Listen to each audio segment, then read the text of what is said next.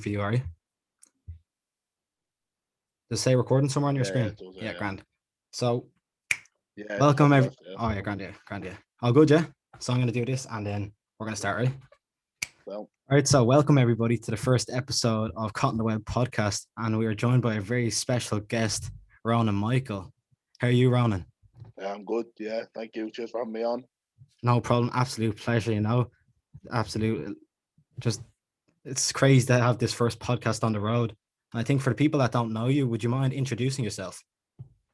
Yeah, so I already said I'm Ronan Michael, and I'm a professional rugby league player at the Huddersfield Giants. And yeah, I suppose you might call me interesting after this, you might not, but I suppose that's for all of you to find out, I guess. Exactly, Yeah, but exactly. just grateful to be on this and have the chats.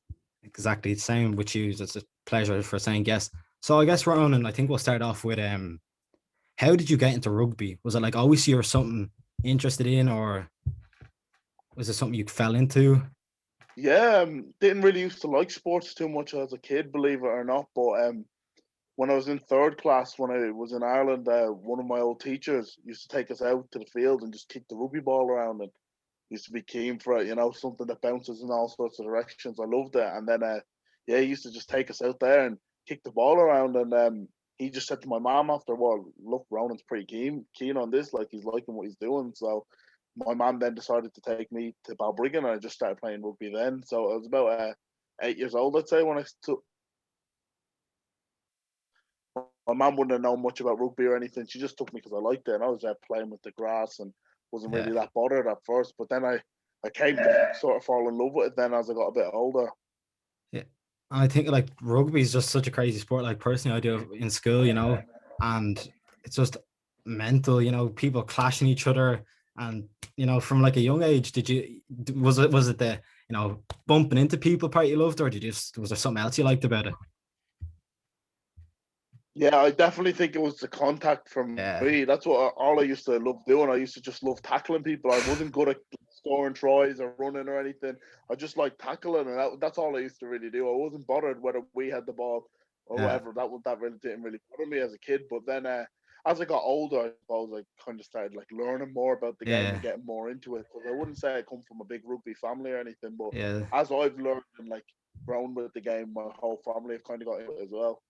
I guess. And I think when like, especially when I'm playing, because like I only play for a school, so I don't play for a club. When you're playing in the school level, there's a couple of lads that actually play rugby, and you see them and how they tackle and the technique and how aggressive it is with the actual rugby players. And then there's just some people there that are just me sitting there in the sideline, just well, obviously like playing, but like it's just like it's crazy, and you're just like these people are running at you, and like coming from like a football background, it's just like so like you think football has a bit of contact and a bit of shoving and a bit of shouldering, and you go on and you're playing with these guys and they're massive 6 foot fellas and they're sprinting at you, and you're just like, and they take it clean out, and you're just like, oh my god, how am I even meant to do this? Like,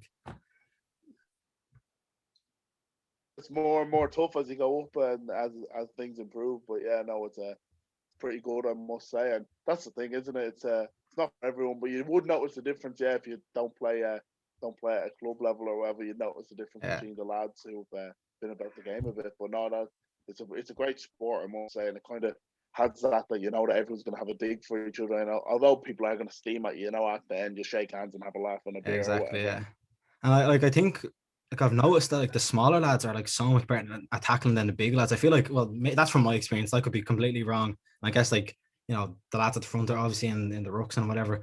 But like, I've noticed that small lads they're good at like getting in and jumping and all this stuff. And I've noticed like on our team they're good at grabbing onto the people. And I think then the bigger lads come in and Yeah, that's hang it. up. Well, listen, as they say, it's not about the size of the dog; it's about the size of the fight in the dog. Yeah, And exactly. like if you hit a tree low enough, it might fall down. And that's all those sayings. But yeah, no, absolutely. Like it doesn't really matter, and that's the thing about rugby too. Like there's a position for you no matter what size. Like I suppose so.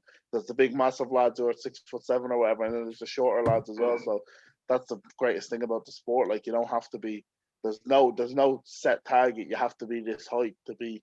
It's not like the NBA or anything. Do you know what I Yeah, mean? yeah, where you have to dunk, yeah. Yeah, all shapes and sizes are welcome. So what position do you play, Ronan? Yeah, I'm playing props, so I play in the front row at the minute. Yeah, Front row. I'm a second row myself. I don't know how I've managed. I think it's just I have a bit of height on me. That's the usual thing for Uh, second rows, isn't it? They get chucked in. They get chucked in if they're a bit tall. yeah, I think we were just trying to fill the team, to be honest with you. If there's a bit more competition, but we could talk more about you. So you started playing, you said, when you were young, and your man brought you down to the Balbriggan club. So, like, where did that then start to unravel from and develop? Like, Yeah, so I was most of my youth, to be honest, and then I eventually started like falling in love with the game, and as I said, and I wanted to improve and I wanted to get better. So listen, I wanted to leave, but you can't just leave clubs at underage and just go to the best club. It's not like soccer or anything, you know. You really? can't just go to your home farm, to your Shelburne. You have to. There has to be like terms that, and it's either you move school, you move house, or you take a year out. And we weren't going to be moving school or moving house, so that led us to option three: take a year out of the game. So in order for me to move to Clontarf, I took a year out. I knew it was something that would be like pretty catastrophic to me at that age because I really Yeah. wanted to get better at rugby. To me, taking the year out was worth it in the potential of making it as a pro and improving myself. So I took the year out and I was just playing Gaelic football, hurling, whatever, cricket, whatever it was. And then I stumbled across rugby league. Didn't really know much about rugby league. And next thing you know, I just fell in love with rugby league. And the following year, my transfer to Clontarf went through, but I played a couple of games of league and I kind of fell in love with that. So I spent that season in 2018 playing with Clontarf Rugby Union, but before you knew it, I ended up over here in Huddersfield playing rugby league. So it was a bit of a whirlwind all between putting in my transfer to leave Balbriggan to ending up over here, and that all happened in such a short period of time. I couldn't have dreamt it up. Like, So you say you were part of Balbriggan, and then there's like it's like a clause or something, is it, or something like that? yeah. So it's just rules that are put in by Leinster branch. It's just one of their rules. I suppose is to keep young players at the club that they grew up to and progress them on to playing with the men's team or the senior squad or whatever. Although like it's one of those things that there's pros and cons to everything, you know. But once you turn 18, you can move wherever you want, anyways. In Yeah. rugby union because you're an adult, but it's about keeping the young kids in their club, I suppose. But in a way, it can stop your development. And in my eyes, for me, it was stopping my development. So you have to weigh it up. But does a year out stop your development? Of course it does. There's no doubt about that as well. Because if you take a year out of anything, like if you decide not to walk for a year, yeah, you're not going to be great at walking when you come back. You know what I mean? Obviously, it's Yeah. not the scale of how severe these things might be. But yeah, of course, taking a year out wasn't ideal. But I coped. I suppose I found myself a little bit, learned a lot about myself when you take away everything you want to do. You want to play rugby, and then next thing you know, you're playing Gaelic football or whatever it may be. But those things are good for you too, in a way. And I suppose after the year out, a lot of good things came my way, and I'm really grateful for, I suppose, the perspective it gave me, and the kind of, how would I put it, like it gave me a chance to reflect on things and made me a better player all in all, really. And I suppose if it wasn't for the year out, I wouldn't have ever started playing rugby league, and I wouldn't have ever got a professional contract. So it's one of those ones that whatever's meant to be will be, in a way, if you put the effort in. I guess like everything happens for a reason, and I think like being out of something, especially when you love something so much and you're so passionate about it, and then a shot, and then I think when you're given so much of something, you kind of get sick of it, but not in that way. But I feel like being taken, being something being taken away from you that you really like, and then it shows you how much you actually love it. I think maybe you can agree or disagree, but I feel like when it's removed from you, it's like you actually want it so much more. It's like what you can't have, you want more. Yeah, absolutely, yeah. And like I suppose taking a year out of it, it would have been a bit of like, as you said, what you want you can't have, and it kind of taught me that yeah, I do want it. Because if I wasn't that bothered about taking a year out, and during the year out I wasn't missing it, sure, I may as well have just binned it off. You know, if I wasn't missing rugby during the year out, why was I even trying to play? Do you know what I mean? Why was I trying to make it if I Yeah. wasn't missing it? But yeah, obviously I did miss it during that year out, and it kind of motivated me more to go back in and just try kill it when I got the chance, because I wasn't training, I wasn't playing for a whole year, and that was just the way it was. And it's unfortunate circumstances, but I'm grateful because it brought me now, and that's probably, geez, it couldn't have been. It was the worst thing in my life that happened to me at the time, and I look back on it, it was the biggest blessing. I didn't even know it was a blessing in disguise, really. Yeah, as they say. And then so then you went to Clontarf, and then from there, I'm presuming you got scouted, or did you get trials to Huddersfield, is it? So basically, what happened is in 2017 during the summer, when when I uh, when I was playing league because I was out of union because of the year out, a bloke came and seen the game and basically mentioned me to Huddersfield. So then the year out passed. This was all over the summer of 2017. Year out passed come about September, October time of the back end of 2017, and Clontarf games started playing. So I played with Clontarf for that season, back end of 2017, 2018. And then the league thing kicked off again. And in February, I got my leaving cert after the mocks. And then all of a sudden, coming up to my leaving cert, I got told they want me to come back over on a trial. So I actually, like, it didn't really have anything to do with Clontarf me coming over here. It was more because I was playing league that it got me over here in the first place. But I got to play the season out with Clontarf anyways, and that was mega. Like, it was class to see the results of after getting the year out to finally get to put on the Clontarf jersey and play with the 18s team there. But in the end, I suppose it meant no odds because I ended up over in Huddersfield before I really got to get my foot in the door with back playing union again because it all went so quickly. And next thing you know, I was over here in Huddersfield on trial in the summer of 2018. Like, so you have agents. So pretty much, actually, before I move on any further, I forgot to mention at the beginning, but you're the first Irish player to be in the English Super League in like over 10 years, aren't you? Something like crazy time like Yeah, that. yeah. So I'm the first homegrown player to play since Brian Carney. So there's plenty of Irish players playing in the Super League, but I suppose not any of them since Brian Carney has come through the development system, Yeah. through the Irish development domestic system. So that's our amateur teams and our underage setup to come through and play Super League. So so I'm the only bloke who's like, I suppose, from Ireland, living in Ireland and that, and homegrown through the domestic system to come and play Super League. So the last person to do that was Brian Carney, and I think as far as I know, it might have been 2009 his last game. So yeah, that was pretty mega. That was a huge experience for me. I guess that's kind of a bit of big boots to fill, isn't it? Did you Oh, feel that bit the pressure absolutely. on it?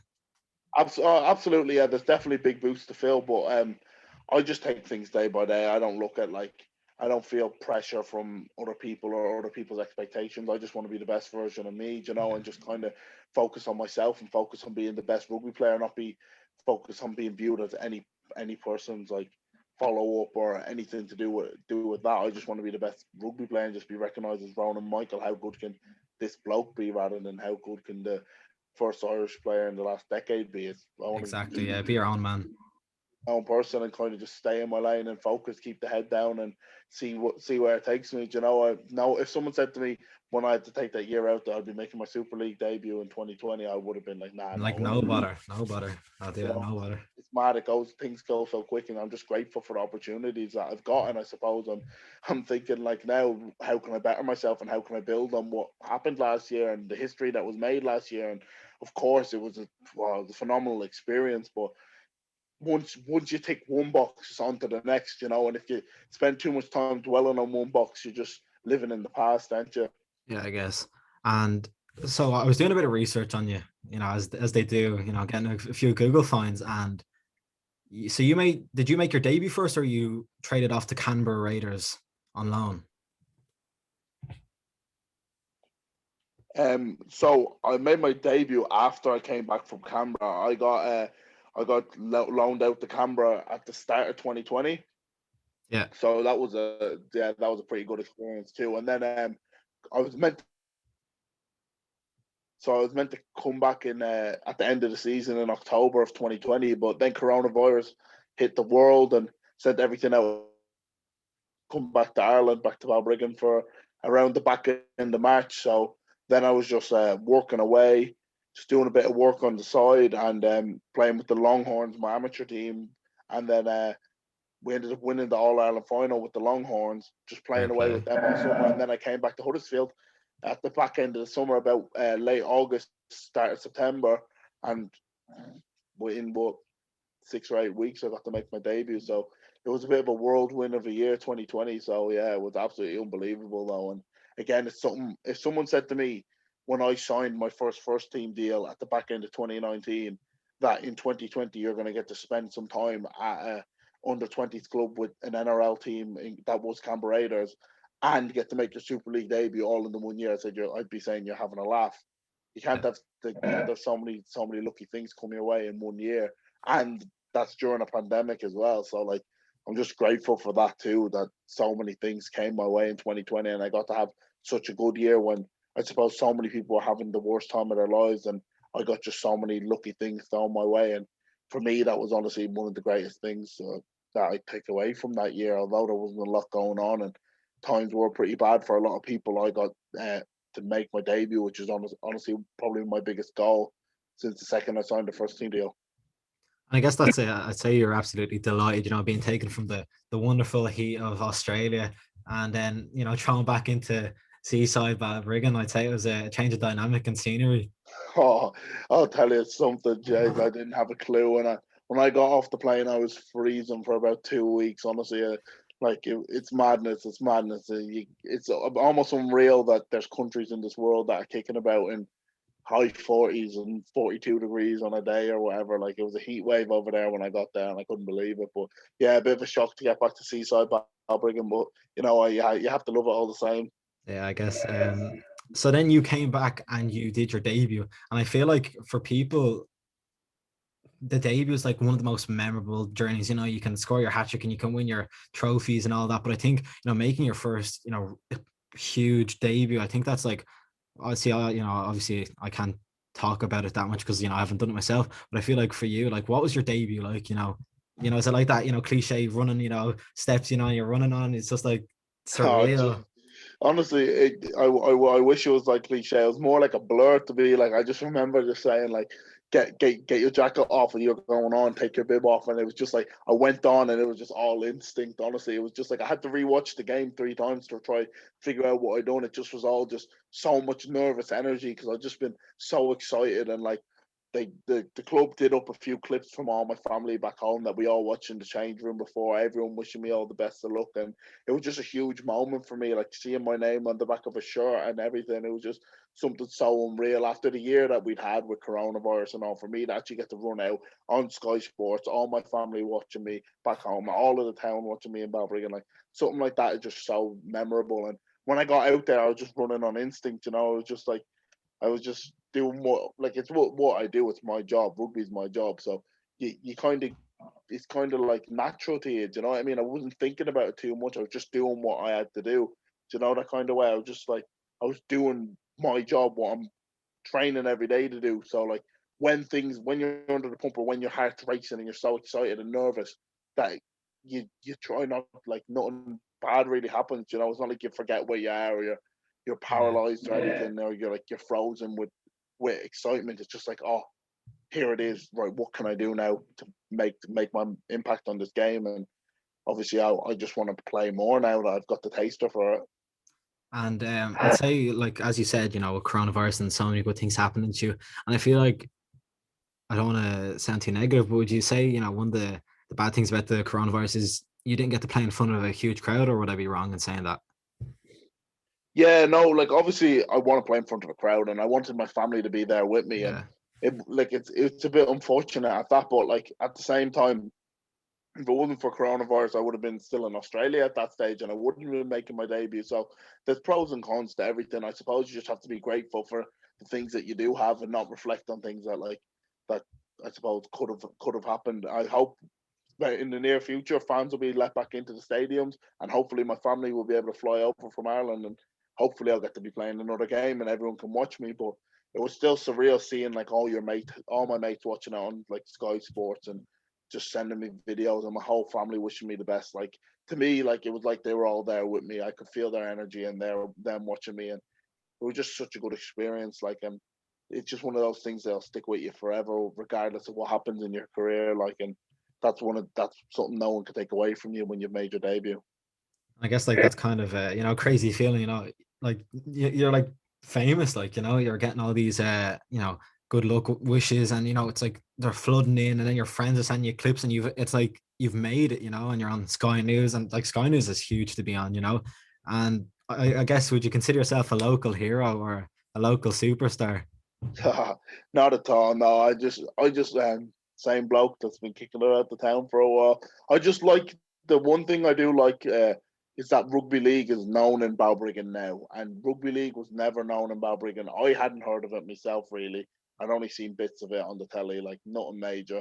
No one really knew about rugby league, and now rugby league, I consider it a household conversation. You know what I mean? People know about it. People are talking about it. If someone mentions it, somebody might say, "Oh yeah, I've heard of that before." Yeah. Whereas before, nobody had heard of it. And that for me is, if that's the biggest thing that I do and the biggest impact I make, that for me is enough. The fact that there's conversations going on about it in Ireland, because if we're ever going to grow the game in Ireland, it needs to be through people talking about it and word of mouth, because that's the Yeah. greatest thing that can spread. You know what I mean? No amount of media or advertising is going to grow a game as much as local people talking about it. And if they have a face for someone from their local area who's actually managed to go and do something, that's even better. But that's just an add-on. You know, that's just the icing on the cake compared to, if I can get people talking about the sport and growing the sport. That to me is a win in itself.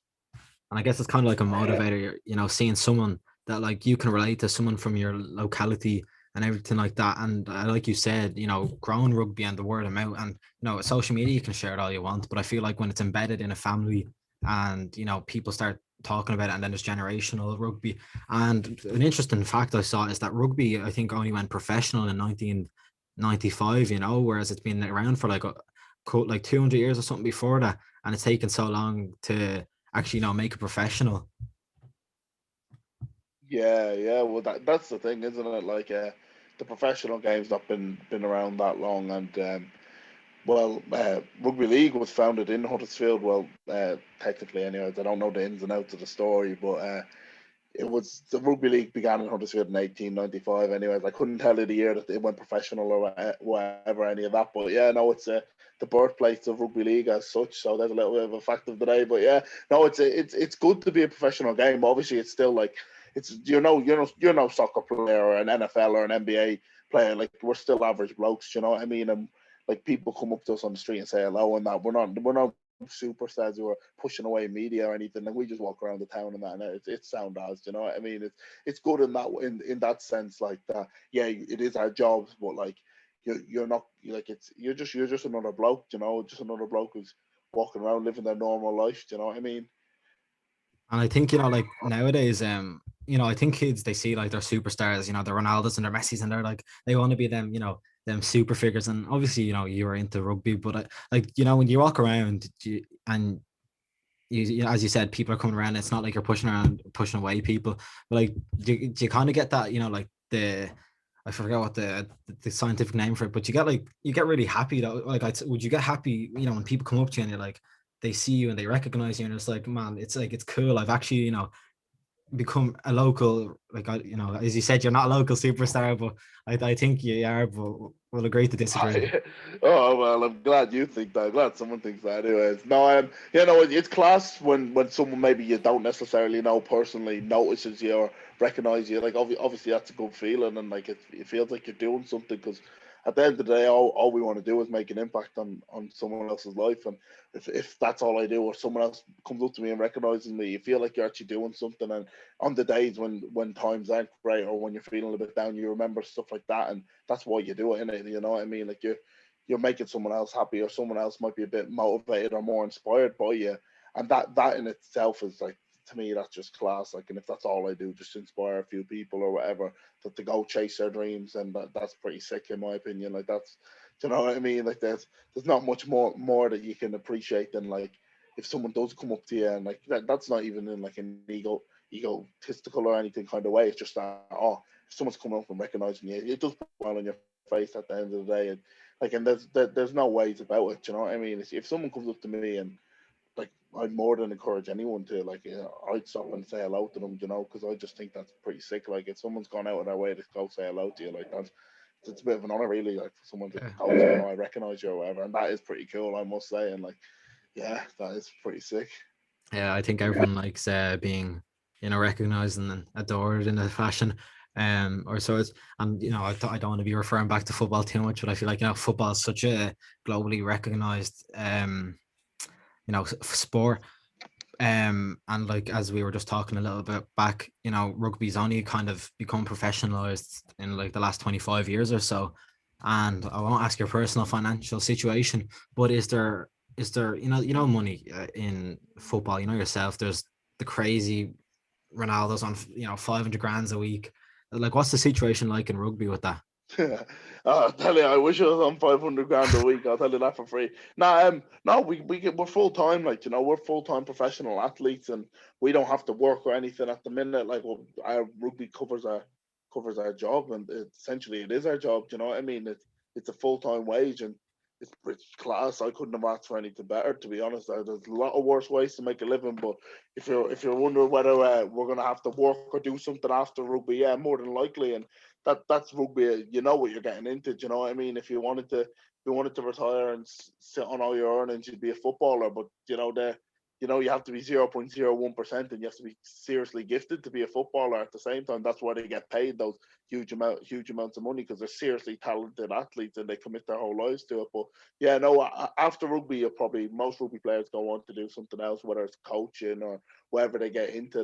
Most of them work to earn a bit of a living. They don't just retire on their rugby funds. But there's nothing wrong with that either, to be honest. Like, there's just pretty good, and I can't complain. I know most rugby players wish they could play into their 60s, because if their body would, they'd keep going because they love it that much. And most people, like, they're not in rugby or in the sport to earn millions or anything. They're in it because they love the sport and getting around the boys and having a dig for each other every day and smashing people up. There's nothing better really, and people love it, and that's why we do it. You know what I mean? We do it because our love for the sport.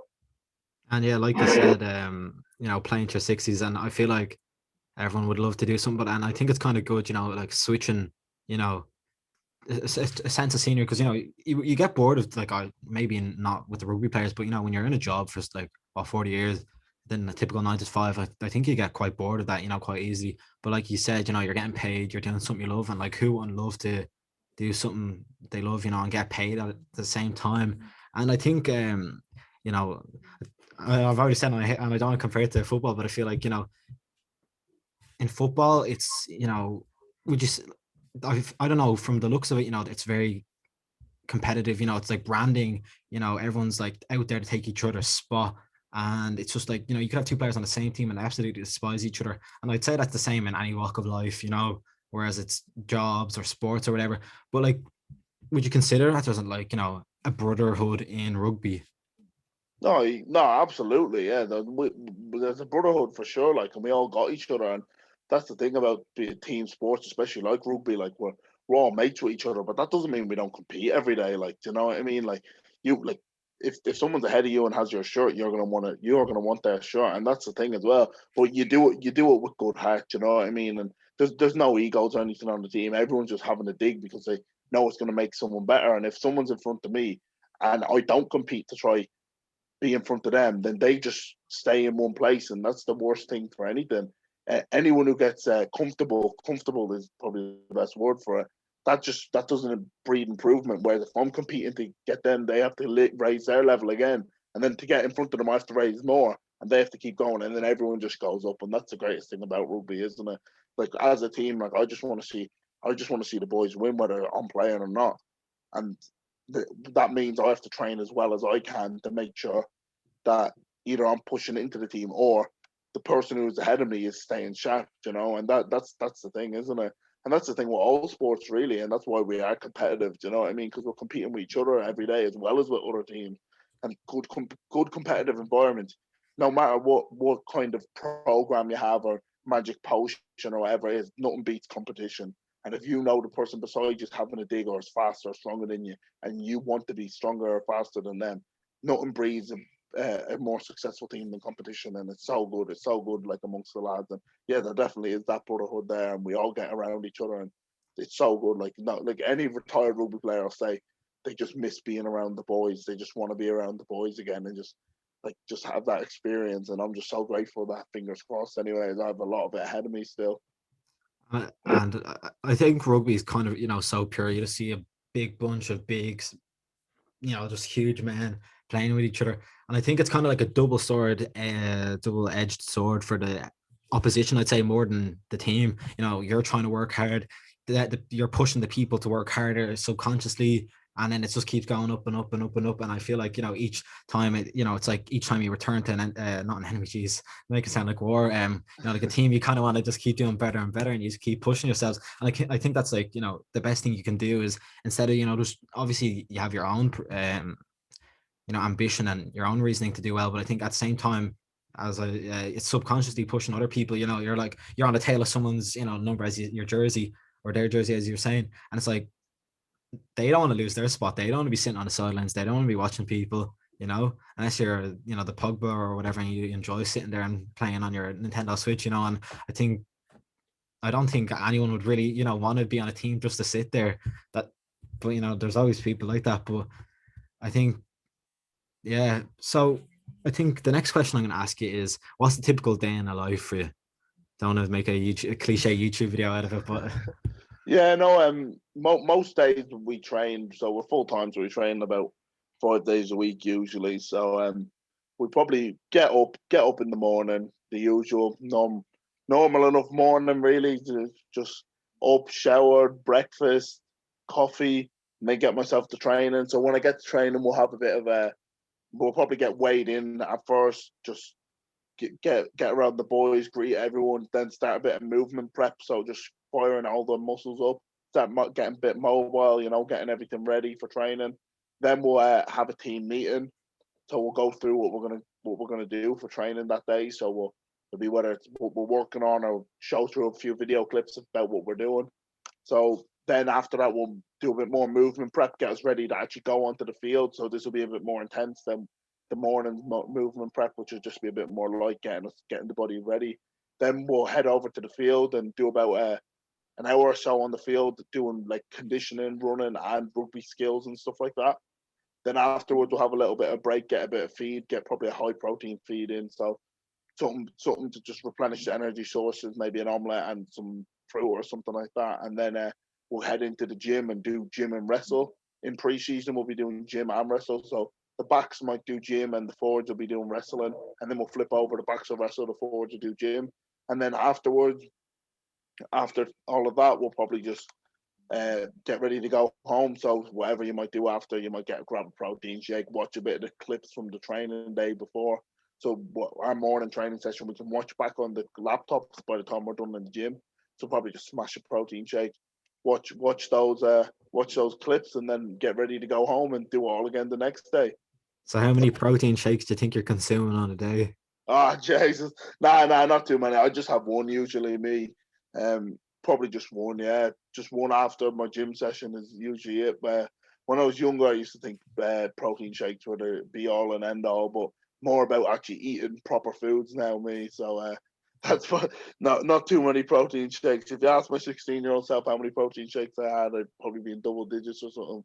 Any recommendations for some good flavors for the listeners Oh, out there? they're all disgusting. They're all minging, to be fair. So you just have to get them into you. There's nothing nice about protein shakes. And if anyone tells you they have no one that tastes like hot chocolate or Muju or anything, they're just lying to you. They all taste like protein shakes, which is Yeah. average enough. They're not great. Avoid strawberry at all costs, but I feel like strawberry and banana get a lot of hate. And like personally, I tried trying one, and it just tasted like absolute chalk. And I was just literally poured the thing down the sink, and I was like, no, thank you. I'd rather not be built. No, thank you. I'm not taking this protein. Like actually, yeah, after a tough training day and there's only strawberry proteins out left, you do feel like crying a little bit. But nah, they're grand. I just sink whatever's there, just whatever flavor, sound, and just getting into it. It's just fuel, really. yeah, just absolutely chug that thing down. And like you said, you are professionals and you're doing this like 5 days a week. And I'm gonna presume that you have like nutritionists or specialists, or all them physios and all that stuff, which is doing them stuff. Yeah. So we have a range of physios. We get taught about like nutrition and what's right and what's wrong to eat and stuff like that. So yeah, because of that, like we're offered soft tissue treatment, massages. Even today, I was on having a bit of dry needling, kind of like Yeah, I acupuncture, saw that. and Yeah, I saw that. yeah. So yeah. So we have everyone that's just about, because we're running so much and we're full time, so we're on our feet so much. It's about getting the most out of you every day, and then repeating that. So recovering well. So getting your nutrition right, getting your sleep right, getting your mobility, your foam rolling, compression, or whatever you need to do, ice and whatever you need to do to make sure that you can perform again the next day. And so we have all those staff ready to do whatever they need to do to make sure that we're on the field and ready to go again. So yeah, that's pretty good as well. And what was that, the acupuncture like? Oh, it's a bit weird. It was my first time actually getting it done, but yeah, just a bit of a strange feeling. We'll see how I wake up tomorrow if I'm sore enough. But yeah, no, just releasing like all the tension in the muscles and your muscles to be spasming when the needles are in there. But no, it felt pretty good to be fair. I'm feeling pretty fresh now and legs are feeling light. So it should be interesting how I pull up tomorrow from it. And like you said, the conditioning and the soft tissue massages and all that. And I think, like I'm no specialist by any means, but from the stuff I've seen, it's like not how much you train, but it's how you train, and recovery is like the most important thing, because when you damage yourself, you're not really building anything then, because your body's trying to rebuild everything that you've torn. And I think maybe you can solidify this statement, but I think rest is just as important as actually doing the physical stuff. Yeah, absolutely. Like there's no better medicine than rest, and no one will recommend like overtraining. Overtraining doesn't do anything good for you, you know. So if there was a magic pill and it was just a matter, if rugby was just a matter of who ran the most kilometers in preseason, we'd be marathon runners and we wouldn't be rugby players. But that's not the case at all. And honestly, if we did too much on one day, it would roll into our whole week. Like if we did 25 kilometers on one day, none of us would be recovered. Let's say if we did 25 kilometers on the Monday, none of us would be fresh Tuesday. It'd roll into the Wednesday, roll into the Thursday. And if you try to keep that intensity up, your body would break down. So that's why it's important that, and we have strength and conditioning and all these qualified people who are a lot smarter in that field than I am and know exactly what they're doing, who have done all the science and they have it all set out and ready. So we just get on the field and we just do what we're told pretty much. They showed us how it works and presented us the PowerPoints, but at the end of the day, they're the professionals in their field, so they know exactly how much volume we can do of training. That's going to create a stimulus that is affecting the body and making us adapt and breaking the body down enough so that we're adapting and improving, but not to the point where they're breaking us down so much that we can't recover for the next day. So it's complicated stuff, but we're just there. We just get to do what we're told, and we just try to understand it as best we can. But we just do our part in the recovery process. So once we're done training, we're making sure we get our nutrition right, our recovery right, getting our shake in, doing our compression, our foam rolling, or whatever we have to do to make sure we recover right for the next session. Would you say the foam rollers are as overpowered as people make them sound? I don't know. I'm not a huge fan of a foam roller myself. I think they're a bit of a myth, to be honest. But I'm sure there is some science behind it back in it, and I'm not going to act like I know what I'm talking about with them. Really, I'm more of a fan of just a bit of mobility and a bit of activation and that kind of stuff. I'm into a bit of yoga as well. That does me no harm. I need it. I have hips like super glue, so a bit of yoga does me no harm as well. And so you're a pretty big lad. You're a front row. You have to be. So what's the typical daily caloric intake for yourself? Do you know, like? Um. Oh well, I'm studying personal training at the moment on the side, and I think we uh, tallied it up, and on a training day, like I'd need 4,000 or so for maintenance, so something around that, anyway. So yeah, it's quite a few calories, and that's just to maintain weight. That's not trying to put on any more weight or anything. So I think I'm around something around the 4,000 mark for maintenance, or maybe high 3,000s to 4,000s for maintenance. And if I wanted to gain anywhere, I'd probably need to be in 4,500 maybe. I think I'm high 3,000s for maintenance anyways, or something around that. I couldn't tell you the exact figure on that. I probably need to go into my fitness pal and check that. But yeah, something around that. It's a lot of food, to be fair, but you get used to it. Do you ever feel like you're just force feeding yourself the food to keep that up? Like you're just like, oh, I actually don't want this. I just want to have a Chinese. And they just Yeah.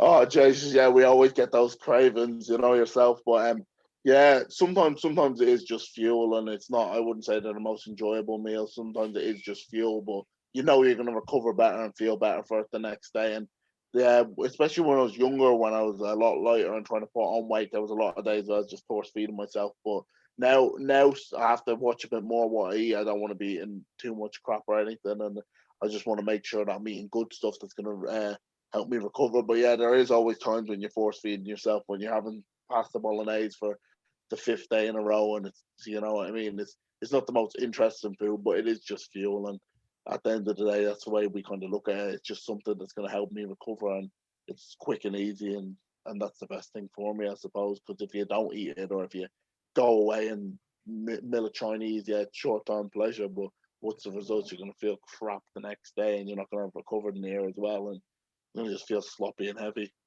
Yeah, and like I saw this crazy statistic that like I think 80% of what you eat influences how you feel or something like that. 80 or 90% of what you eat is actually what influences you. Then obviously you have your social media and everything, but it's crazy to think about it because, you know, when you eat at McDonald's or whatever and you're bloated and you're just like, that's all you can think about and you're not like, you know, productive or happy. And then there's like so much, and then, you know, there's like people, you know, suggesting, you know, meat-based diets, you know, just eating, you know, like a carnivore all day. And then there's people that are just like, you know, eat plants, plants, plants. And then I think it was the I'm going to quote I don't know his name right now, but it's the world's strongest man. And he was saying he only eats plants, like literally plant-based diet. And he was saying, have you ever seen an ox? You know, because somebody was like, you're as big as an ox. And he responded, and he's like, have you ever seen an ox eat meat? And it's like, it's kind of like, you would presume, you know, the meats and the proteins and whatever that makes you big. But like, what, like, would you consist of like a larger plant or meat proportion, or is it you got your people doing that for you and cooking for you? No, I eat a balanced diet. I eat meat. I've seen a lot about plant based, and there's plenty of athletes who've gone plant based. There's loads of athletes who've gone plant based or vegan or vegetarian, and there's loads who've gone carnivore who just eat meat as well. And there's top. You can compare top end 1% athletes across the board into who's carnivore, who's gone plant based, and at the end of the day, you have to do what's right for you. And I feel like if your diet's becoming more of a stressor, then it's benefiting you. So if you're stressing all the time about your diet, and that because stress is going to prohibit your recovery, it's going to increase cortisol levels and stuff like that. So if you're stressing a lot about your diet, and by stressing I don't mean eat takeaway because it's less stressful than cooking. I mean like if you're constantly thinking about, oh, how can I just get meat in? I'm eating carnivore. How can I just get meat in here? Or what am I going to take to, like, if that's stressing you out, or likewise with plant based, then it's probably not actually as good as just eating a balanced diet. And for me, the best thing for me has been so far just a balanced diet. I have plant based alternatives a lot of the time. So like I like my almond milks and my coffees, and like that you can get those Alpro protein like uh milk things. I don't know what, soya protein milks, and I add them in my smoothies just because they taste a lot better than like a regular milk. They kind of taste a bit sweet or something like that. And the same with almond milk, it tastes a bit sweet. And they're like kind of my plant based alternatives, and you feel a bit less bloated than having regular milk all the time. Because sometimes if I have too much regular milk, I feel a bit bloated or whatever.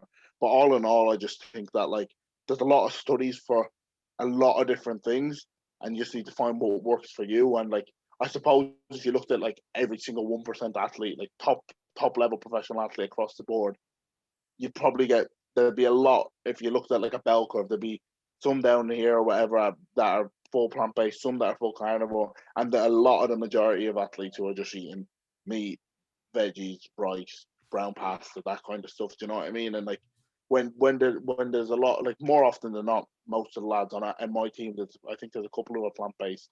I don't think there's any who are carnivore, but most of the majority just eat like a balanced diet. And I suppose when you take that statistic across, like if a majority are eating if a majority are eating a certain diet, it's probably not that bad. And if one certain diet was guaranteed to make you hundreds of percent better, then it would be a worldwide phenomenon amongst professional athletes. Let's say a plant-based diet was going to make you the best athlete on the planet. And I suppose I'm no scientist, I don't know the ins and outs, as I keep saying, but if this said diet was like this diet fad was going to make you 3,000% the athlete, yeah, then every athlete would do it.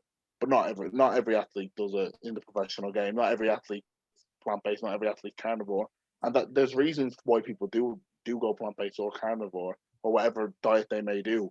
But unless there was some breakthrough study that said every athlete that does this across the board is going to get this much better, if that was the case, then everyone would do it. Do you know what I mean?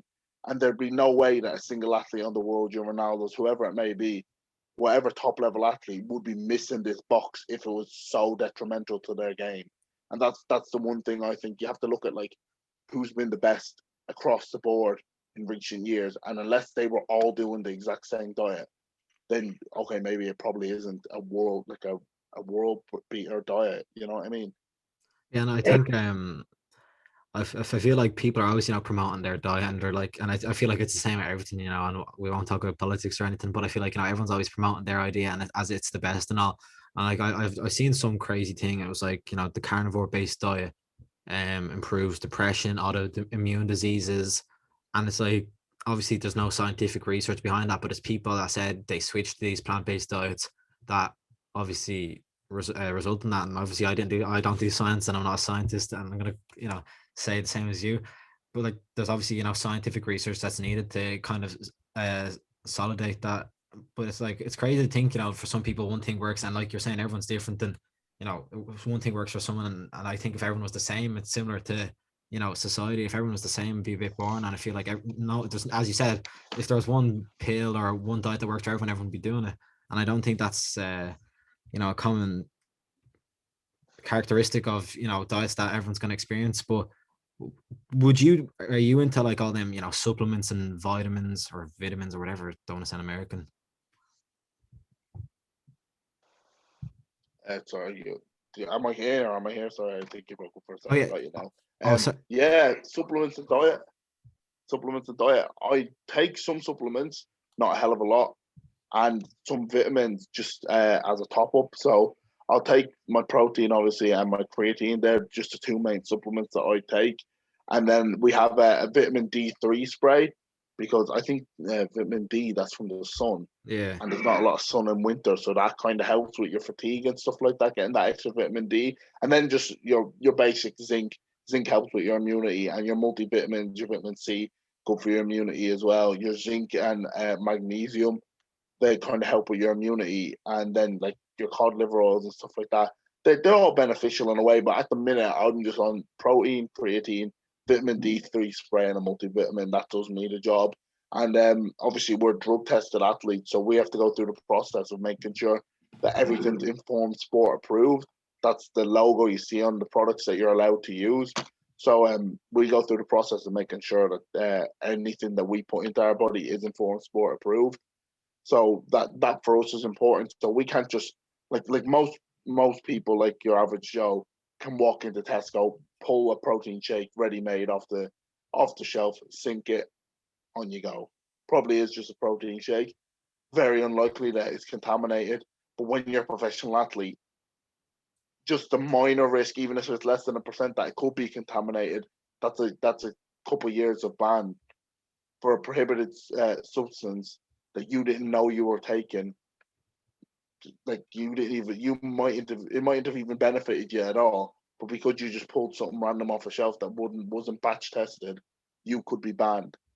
And it's that's just the way it is in professional sports. You know what I mean? Because there'd be too many loopholes if we blamed it on the companies who were pulling random products off the shelf, because it's not their responsibility really to make sure that there mightn't be a banned substance. And said banned substance, I'm not saying it's a steroid. It could be something that's completely random that's banned, a type of paracetamol or anything. You don't know what's a banned substance nowadays. So you just need to make sure, as professional athletes, we go through the process of making sure that things are informed sports checks. So at the minute, it's just protein and creatine, and then those multivitamins that were provided.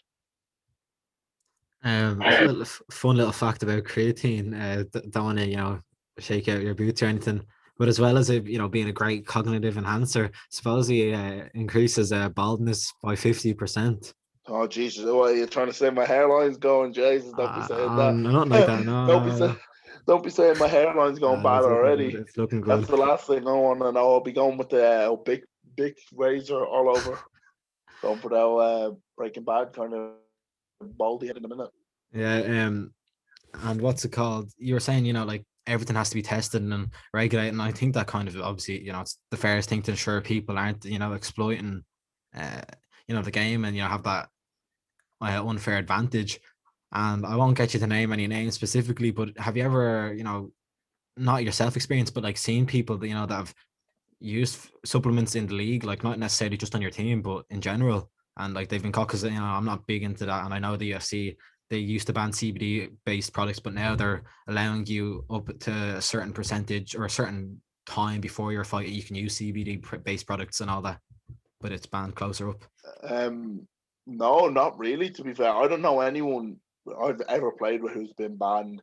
I think we have a lot of education in place now at the minute about we test like once or twice, or sorry, drugs talks once or twice a year, and they're really clear with the education process and making sure players know all the bans that could be incurred if they're not careful with what they do and what they put into their bodies. So nowadays, I think it's a lot more uncommon than maybe it was in the past when I suppose drug testing first came about, because there was a lot less education modules. But now we're very well educated in that field, and we know like how to make sure that something's all right. Even if we're on holidays, how to check that something's all right to put into our bodies. So I suppose, and that's the one thing we it's very clear that we're responsible for what goes into our bodies. So at the end of the day, if something does happen, it's on you. Do you know what I mean? And it's no one else's fault as you're the one who chose to consume it. So yeah, we're very educated in that field and lucky in that sense that there's a lot of education. So no, I don't know anyone who's ever been banned. Fair enough. And I think like another big thing, you always see, after the like quite topical now, the Six Nations, and you always see after the match, well, not always, but you see, players with like broken noses and concussions. And is that like a serious thing? Because I know like in boxing, if you're getting hit like so much, a lot well, not a lot of boxers, but boxers, begin to develop Parkinson's disease. And is there like, is there like a rugby, based injury, where people are like getting, obviously from getting bangs all the time, and is there like serious like injuries that can develop from that and all that type of stuff? I wouldn't know. Like I wouldn't know personally if there's direct development or direct links between like playing rugby and the likes of Parkinson's and Alzheimer's and all that. But again, like concussion part and parcel of the game, and we're trying to make the game as safe as possible. There's a lot of people who are working hard to see how they can prevent how many concussions happen. And but at the end of the day, we play a contact sport. We should run as hard as we can into each other, and it's a big, massive impact. It's like being in a car crash in a way. Do you know what I mean? Like it's a huge impact between huge forces against each other. So concussion does happen, and although it's not ideal, there's a lot of I suppose processes in place about returning to play and doing head injury assessments and stuff like that. So it's a lot better. Like, and obviously I didn't play like 20 odd years ago before people knew what concussion was or anything. But as far as I know, things improved a lot in the last couple of years in terms of managing concussions, having head injury assessments, and making sure that concussions are spotted like while players are on the pitch, because sometimes you can be concussed and not know you're concussed. So physios and doctors are well equipped to spot that and take the players off the pitch when they need to. So I suppose like yeah, I don't know if there's any direct links between rugby or any of those type of diseases, and if there are players who've got those diseases, I don't know what the correlation is and what external factors might have been, I suppose, contributing towards that kind of stuff. Really, I guess it probably isn't great either getting multiple concussions, but well, we're both not specialists on this field, but I guess it's the same with any sport, contact sport, and especially rugby. That's so much more contact, and the same with boxing and MMA. So much head. You can only take so much head injury, but as you said, you were back in Balberg, and obviously with the lockdown, it wasn't like you were just chilling and going to the pub or anything. But you like miss being able to just mill down, or were you ever like that? Just going and just milling burgers and that type of thing. Everyone loves nice McDonald's as much as they disagree. We're not liking it. Yeah, we still love a treat. Yeah, everyone loves a treat, and we still get the chances to have a treat. You know what I mean? Like it's not, it's not like we're rigid, just eat chicken and broccoli every day. We're still human beings. You know what I mean? Everyone loves to go out for a feed and a burger and a few beers. You know what I mean? And that's one of the things. But it's all about balance, And whenever I do get a chance in the off season or whatever, like go out with my mates, have a few beers, and have a bit of a feed, whether it's a bit of like a few chicken wings and blue bar. They're my favorite to go to. Do you know what I mean? Yeah. And I think anyone in Dublin will know how good them chicken wings are. They are absolutely tops. But yeah, no, honestly, like it's although you have to be professional in what you eat, and you can't be like milling into a zinger burger before a game or anything. Like there is balance, and you do not. You just have to know when. And like if you do have, let's say, a cheat meal or do go out for a big feed or whatever, it's just about like kind of managing your calories maybe the next day or whatever, or getting a bit of sweat on or a few steps in or something. Do you know what I mean? So like you're not just eating a load of food and then just carrying on like you would any other day and just relaxing and letting all sit there. Do you know what I mean? So yeah, but like we're rugby players, and at the end of the day, like we everyone loves a treat, you know, and we do go and have our treats too. We're all humans, you know. We're just human beings who play rugby for a living, you know. But it's no different, really. Like everyone loves a treat. You can't beat them wings, so I'll lie to you. You Oh. know, maybe Blue Bar, keep this page in your, you know, in the rear mirror, and maybe we'll get a, you know, a nice little sponsor down the line. But I think, you know, maybe this is stereotypical or whatever, and just from, you know, a first glance of seeing, but you know, like rugby players are seen as, you know, big players, and you know, based upon, you know, his society and whatever, you know, big strong men and whatever, are we seen as, you know, like mentally strong? And do you think that there's like a lot of, you know, like maybe hidden stigma or whatever, you know, to do with depression and rugby, and like players are just, you know, they're seen as so big, and you know they have to be strong, you know? Absolutely, yeah, and I suppose it's something that's getting more and more talked about because we're seen as big, strong rugby players who like are living our dream as such. We're playing rugby for a living.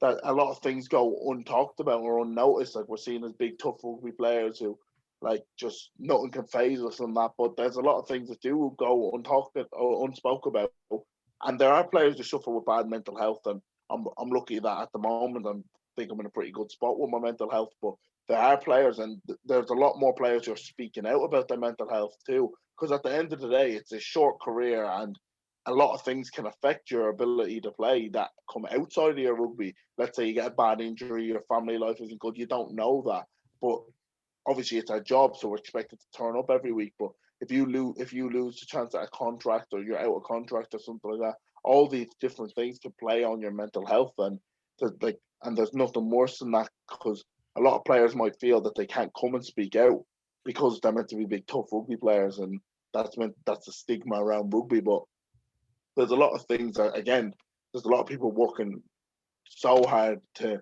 improve things, and there's a lot of things in place now about rugby players being able to seek out counsel and give us guidance. And I suppose one of the great things is that a lot more players are speaking out about it. And one of the lads on the team, I'm sure I won't mind mentioning them, but Tom Holmes last year started speaking out about his mental health issues.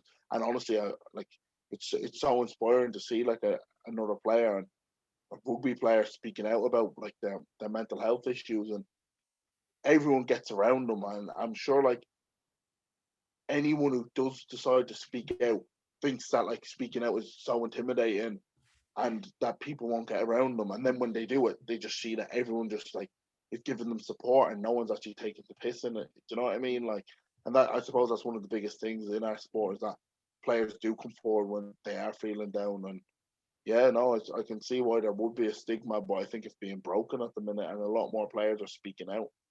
I think like you said, you know, you're living a dream, you're playing what you want, and I feel like people are just like, you know, he's just so big, and imagine like big and strong, and it's like you can't complain, and it's like you actually just can't complain because you're living a dream and whatever. And I think that's quite, you know, um I can't think of a better word, but it's quite rude. And you know, you're not like, you're being quite understanding, you know. And like you said, you know, your friend who brought it up, and like people just think it's so I think nowadays, like in school especially, they're kind of, you know, introducing it, and it's more of a open subject. But I feel like back then, you know, you were seen as weak, and I think people just, you know, could grow up with that idea, like if you're doing that, you're just going to get the mick taken out of you or whatever. And like you said, but yeah, I think we'll move on to the last question, or sorry, not last one, sorry, the next one.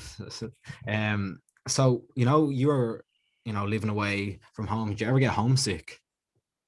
Not really, no. Like I've lived in Huddersfield coming up to 3 years this summer now, and been about 2.5 years now. And from time to time, you do miss your mates and your family and that. But like honestly, when I get home, I kind of feel like trapped and a bit like more claustrophobic when I'm at home, because like I'm with my family. I have someone else telling me what to do. I'm not just left on my own. Do you know what I mean? And that's what I like. I have a lot of independence and freedom here, and like obviously you miss home, you miss your mates, and that comes in waves all the time. And it's always tougher during the summer. You might see all your mates that go on, they're all at longitude or whatever, you know, they're all at electric picnic, and you're training that day, and you're thinking, oh Jesus, what I do to be sat in college or and just going to electric picnic and going all these nights out. But then you remember, I'm the one playing rugby. You know, I'm doing exactly what I want, and like when it's a Monday night and you're about to go to bed and you have training the next day and it's pre-season, the days are long, and all your mates are at college or whatever, or at a house party, and it's a Monday, and you're thinking, wow. But then you realize that lifestyle gets boring and fairly quickly, and like you have to make sacrifices. You know what I mean? That's the greatest thing. But you love what you do, and that to me is more important. And like I have made sacrifices, like there's family holidays you miss and festivals and your debs. Like I didn't go to my own debs and stuff like that. And like that to some people that seems like it's their be all and end all. Do you know what I mean? But to me, it's just a sacrifice that I was willing to make to chase my dream, and at the end of the day I wouldn't change it for the world. So like homesickness does come, and like you miss your mom, but you get to go home for the off season. And then come the end of the off season, you've seen enough of everyone, you're ready to get back and actually grind a bit more. And that's the greatest thing. I get the best of both worlds. I get to go home to my family in Ireland and my town in Balbriggan, and I get to see everybody, and it's like, oh, you've been gone so long, it's fresh to see you. Come the back end of it, everyone's sick of seeing my head, seeing my face bopping about. They're like, go on, go back to Huddersfield, I'm sick here. And I guess like you said, when you're going back to your house, you're in a bit more control, and I guess maybe Huddersfield's become your new home and whatever. Um, and like you said, maybe sorry, can you hear me? Yeah, sorry. You're like, what's Yeah, called? yeah, You're sorry. like, you said something to do with your mom, and I'm not going to take too much of the mick out of you or whatever. But would you say you're a mammy's boy? Oh, absolutely, yeah, Jace. My mom's home cooked meals, you can't get enough of it. Absolutely, yeah, no, she's done so much for me, to be fair. Like, and when I am away, I do think like, oh, I wouldn't mind my ma cook me a little dinner or whatever. Do you know what I mean? And she's done loads for me. I owe everything to her. But yeah, no, probably myself a bit of a mommy's boy. But yeah, So you say you're a mammy's boy. So I see how it is. So the agent talk, is there a lot of like I maybe somebody's gonna see this and now absolutely take the mick out of you, but the agent talk, you know, what is there? I'm presuming there's agents. Like, what are the agents like in rugby? oh yeah, no, they're all great. Like, there's loads of them. I have one. He's a great bloke, honestly. Can't can't get enough of him. He's sound as looks after me well. So yeah, they do their job and help us out with like contracts and advice and stuff. There's not much to it really. I think like it's not something I'd really know much about or their field of expertise or anything. But yeah, no, they're definitely helpful, and most professional players would have an agent just to help with like reading through contracts and just giving you best advice and sorting you out really. Yeah. So, do you play rugby on a national level, or do you hold? Yeah. So I've got 5 caps for Ireland Rugby League. I made my debut back in 2018, and I've played in the World Cup qualifiers the last 2 years. And fingers crossed now for the Rugby League World Cup this year. I'm hoping to get called up into the squad and get to play on a World Cup level. That's my next big goal, I suppose. Yeah. So 5 caps so far, and hoping for a few more to come. And I guess that's an absolute pleasure and an honor. I guess so many people are just want to play for the country, and when they get there, I think some people may see it as a bigger accomplishment than playing league rugby. Would you agree with that statement, or is it a bit Yeah, fair? well, yeah, I suppose international is for you're representing your country. Do you know what I mean? And especially on a world stage, like there's nothing that can beat that. And for a lot of people, yeah, getting to put on the jersey is one of the proudest moments of their career. I'm just hoping there's a lot more of that to come. So, we've talked about your rugby, your career now. Where do you see it ending? The future for yourself. Like, what do you think? Is there going to be? Are you going to create your own little club? In Balbriggan, somewhere down in the pipeline, or do you want to do coaching for? You know, one of the teams in rugby league, or like what's your ambition towards the end of your career? I know it's a long time away, and Oh, jeez, I don't know. I'm supposed to retire a happy man. That's the main thing. I'm retiring now, and I gave my all and just tried my best every day, and to be the best player I can be. Do you know what I mean? I'm like, I suppose, like, I'm just more concerned about being the best version of me and being the best player and best bloke I can be. Because there's no point in me looking at someone else and saying, "Look, all they done," and then basing my value on someone else.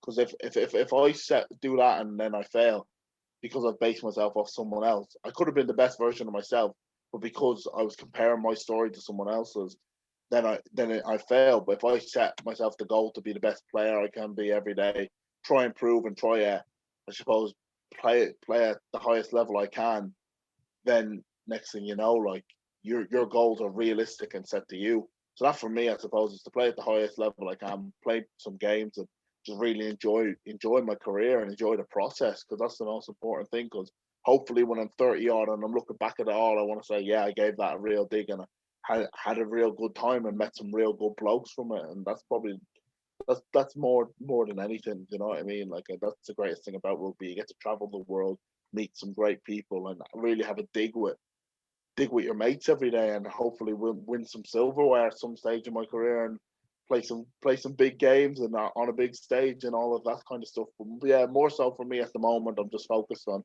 being the best player I can be and improving every day. I guess hopefully now you'll have an amazing career, and maybe when we look down the line in 20 years time, we'll see as a big Ireland coach or something like that, and you look back on them fond memories, winning them silverware, but then you're like, I'm gonna go win some silverware with my own team. And like you said, being the best part of yourself or player that you can be, not comparing just yourself. And I guess that's like, an important thing, is not trying to be someone else and being your own person. Is there any part, like I feel like obviously everyone has their thing, but is there, you're saying that you're not really like you wouldn't like listen to a lot of what people think, and you kind of want to be your best player. And is there any really self-doubt or regret, and you're just like, oh, I just wish I did something, like I didn't do this, or you're just like, I need to Oh put more yeah, work than everyone else? well, I suppose self doubt. I try not to let that into me. But obviously, you always question. You have to ask questions. You have to make mistakes. And in my opinion, the mistakes I have made, which I have made plenty of mistakes in my career so far, and hopefully make a lot more, because I'm going to learn from them. And that's the Exactly. greatest thing. When you make a mistake, you're going to learn from your mistakes. So that's one thing. And then obviously, like, in terms of self doubt, like, I just think that, like, if I'm starting to doubt myself or doubt my worth, I need to really look at myself, because at the minute I feel like I'm in a good spot, and I'm moving forward and I'm positive. And if self doubt starts creeping in, there's probably something underlying. I don't know what that might be, but, like, for me, obviously, sometimes you do wonder if you can do it. Is this really real? Can I make it? Can I do this? And, like, they're just regular questions to ask. I wouldn't consider them anything worrying, but that's anything in life. Can I do it? Am I able to do it? But it's about flipping that into, yeah, I can. Let me believe it. Let me do it. You know what I mean? Let's work on this. Right?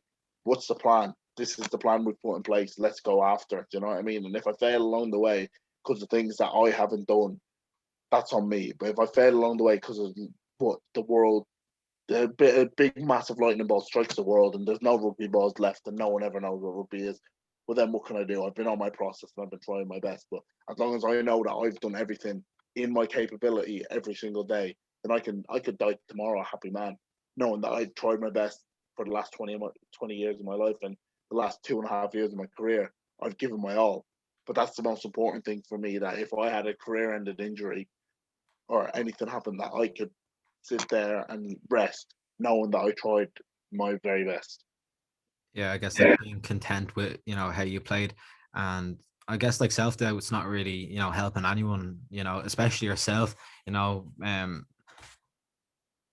but yeah, I don't think it like helps anyone, and it just, as you said, it ruins your game, and it's not the best thing for anybody. But like, did you feel like, coming in, making your debuts and playing, with like people that have already been playing for ages, it's probably a question you've been asked a lot, but do you feel like, you had to train so much harder, you had to prove yourself, or do you feel like, getting in there was like enough to prove? No, I still feel like I have to prove myself every day, and I'm still proving myself. And since the moment I got off the plane and in Huddersfield, I had to prove myself. I was starting behind people. These blokes around here have been playing rugby league their whole life, and now I've just come off the plane and I'm just trying to play catch up. Do you know what I mean? I've been proving myself since day one. I still am now, and that's the way it has to be. You have to prove yourself, and there's nothing wrong with that at all. And I suppose the minute you start getting comfortable and start believing that, oh, I'll play week in, week out, and I have a sure, that's going to be your downfall, and you'll snap of your fingers, you've downfalls like that. You know what I mean? So I suppose the greatest thing for me is the fact that I have to compete every day and I have to try and prove myself. And that's just been even more and more inspiring, is that a lot of people don't believe it will happen and haven't believed it would happen for me. And like, I'll just take that and add it as fuel to the fire. I don't let myself get down about that. I just see it as like, oh, how good's this? Do you know what I mean? I'm a bloke in a position that no one else has ever been in before. And I get to, I suppose, carve a path that no one else has ever walked. And I just get to prove what I have and what I'm willing to do. And that for me is greater than anything else. Yeah, and as I said, I was doing a little bit of Googling about you, to see what you're all about and everything. And I saw the Irish Examiner. I don't know if you saw the piece they brought out, and I saw, it was like from window washer to rugby prodigy. And do you feel like that, the word prodigy is like overwhelming in a sense, like it's, you even have more to prove? To me, it's just a word, honestly, mate. I just think that, to me, I just think that I'm just on this journey to prove something to myself, and like to give back to the people who've believed in me when no one else did. And then like anything else is a bonus. Like all these words that you throw about, like to me, I'm not a prodigy. I'm just a bloke trying my best out here. And like, I've only played one game, so to call me a prodigy is just mad to me. Like, it's a compliment, and literally it's such a compliment. But to me, a prodigy is maybe someone who's like, I don't know, like Sonny Bill Williams or someone like that, who's done it all. Do you know what I mean? Some superstar. To me, I'm just Ronan Michael out here trying to be the best version of me. You know, so like, yeah, I don't get overwhelmed by stuff like that. I just take it in my stride. Really, I wouldn't like feel like any pressure from names or words being thrown about or any articles or anything like that. I just think that, yeah, as long as I'm just out here trying my best, and like, let's say all those newspapers and that could say Prodigy, all this, but if I have a career-ending injury tomorrow, none of them are going to be writing up about Ronan Michael, the bloke who had a career-ending injury and stopped playing rugby. But I Which have to one? sleep every night knowing, like, did I do my best? Did I do everything right? And to me, that's the most important. So I suppose just given this chance that I have, that I'm so grateful and blessed to have, given that my all, and then like, it's all well and good to see a face in the paper, but like, I'm still a nobody, and like, I still haven't made it in this game. I've only played one game. Do you know what I mean? I haven't done anything really, and there'll be hundreds of people that follow my steps, and hundreds of people have done it before. Do you know what I mean? So I suppose the biggest thing for me is just trying to keep improving myself and get more and more chances to play more and more games and be the best player I can be. Which would, though, that we don't get any, career ending injuries. We don't want that now. But Oh, fingers crossed, Jesus, no, thank you. Touch wood, like, do you know what I mean? Touch yeah. me head at the moment. But I guess from your perspective, you're just the humble guy, who's putting in the graft. And I won't disagree with you, but you do seem like a solid player, and I think you've already proved, like, not everything, but I think you've proved that you've gotten into the big boys league. So I think that there's something there. But in like football, you get like a rugby cap. Is there the same thing in football? Is there the same thing in rugby? Yeah, well, at international level, you get a cap, yeah. So I have my debut cap framed up in the house anyway. So the mother got that one framed for me, and yeah, that was pretty cool to see, and like, have a physical cap given to you on your debut, and that was pretty cool as well. But yeah, have my debut cap. I don't think there's anything for your Super League debut. I don't think they do caps or anything. I think it's just international level. I'd say your whole family is very proud of you, and chances are, with you being the mommy's boy, I say she's extra proud. And would you say she's your bigger? Would you say she's your biggest supporter? Oh, Jesus. Yeah, well, she's done a lot for me, to be fair, like, and I have to give it to her. for that. Like she has done a lot for me and all of that, and I wouldn't be there if she wasn't willing to drive me to all those training sessions and all around the country, and um just help me out throughout it all, really. So like, yeah, she's full credit where credit's due. Like, she's the reason that I'm in this position today, and she told me to go chase my dream, and not she didn't restrict me in any way and say when I finished school, go get a 9 to 5 job. Do you know what I mean? Like, she was just sound about it all, and said go after what you want to go after and make it work. Do you know what I mean? And that to me was like the best advice. She just put that faith in me, and that's what I needed. Like, when there wasn't a lot of faith around. So yeah, I owe a lot to her, to be fair. Shout out to Ronan's mom, for all that hard work she put in all the time. Would you say you were good in school, or you enjoyed school? Yeah, no, I love school, to be fair. Like, I was head boy of Ard Gillen, and I did all right. I did all right for the effort I put in, and yeah, I wouldn't say I was dumb or anything. Like, I did well. I did well. Got 457 points in my leaving. I'm not afraid to say that. Like, Fair play. on this or anything. Like, it's not outstanding. It's no medicine or anything. But yeah, it's above average probably, and like, it was pretty good for me. And like, I knew I was going to Huddersfield before I started my leaving, so I was always committed to rugby. And like, oftentimes people be saying, "What do you mean you're going to the gym? Our leaving starts in 2 months, like, and you're off to the gym and you're off training and you're doing this and that." Like, and it's not even like, it's not that fact that I had my leaving cert. Like, I still put in the graft, but like, I suppose I made sacrifices too, and like, around the time of cert, like, there was a lot of things I did sacrifice. I wouldn't say I had a mad social life. Didn't go out too much. Wasn't on social media that much or anything like that. I just went to the gym, did my training, did my homework, repeated it. You know what I mean? And Yeah. I was in a grind mentality. And although I wouldn't say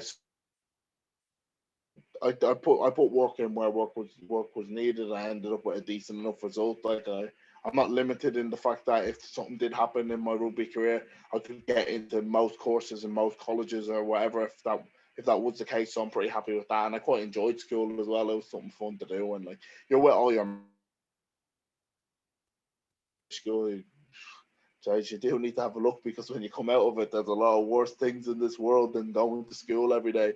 Like, you're literally with your best mates every day. So yeah, loved it really. We had some crack and had a dig in it and that. Like, it was a bit mad, to be fair. But yeah, no, I change it for the world. Some of the days me and the boys talk, and like, we're all in our 20s now, and we're thinking, "Jays, where did the years go? Wish we could go back to school." Do you know what I mean?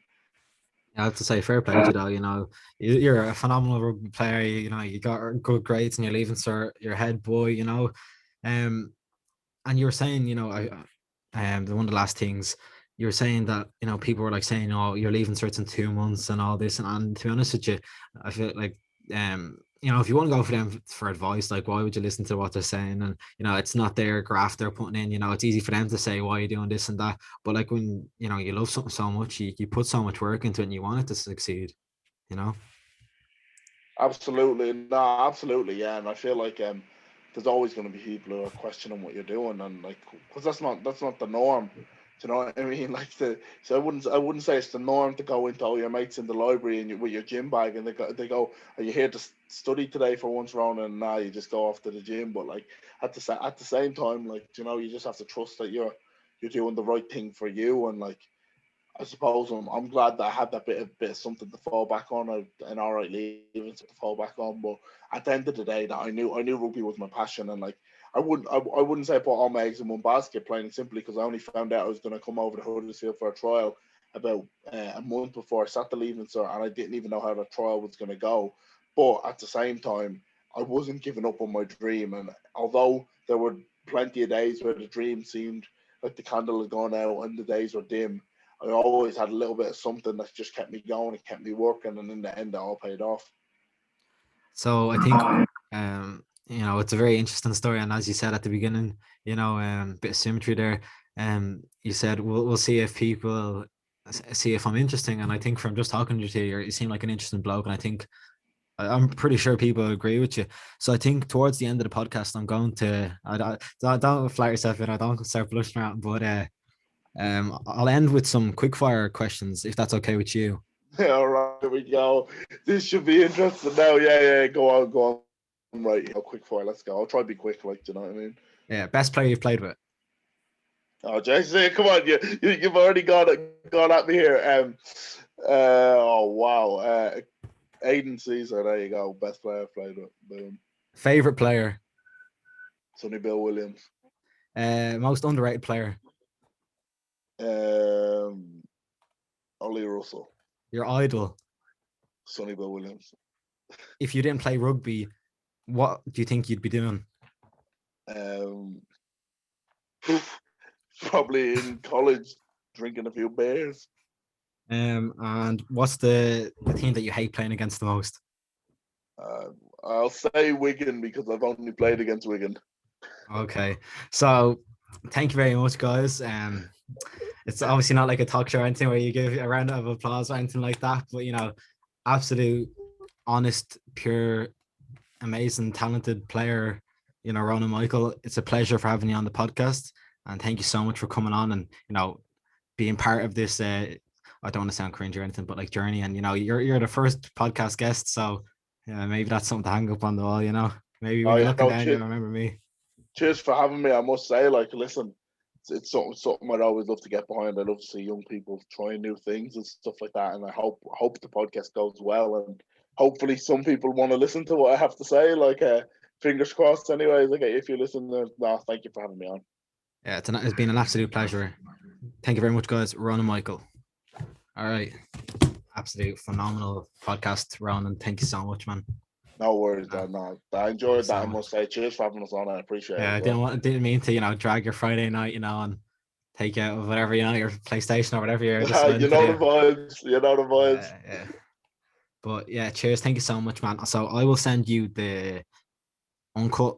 Do you want me to send you the uncut thing, or do you want to just hear edited? Bro, honestly, you just fire away, just stick it up, lad. Honestly, you don't need to even send it to me. Honestly, I'll listen to it when it's fully gone up. When it's you just fire away. I don't think I've said anything too bad. You can just crack on with it, lad, and just stick it up. You don't even need to run it by me. It's sound. Nah, it's absolutely phenomenal. Nothing wrong with it. To be honest, it's just for your comfort, peace of mind. If there's anything you want to get rid of.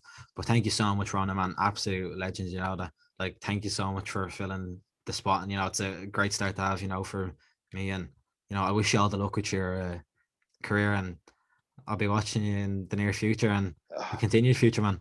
Sound, lad. No worries, and keep working hard, lad. And I'm sure the podcast will take off, lad. Same with you. Good luck, man. Cheers and good night. And hopefully you'll watch the podcast and you'll like it when it's out.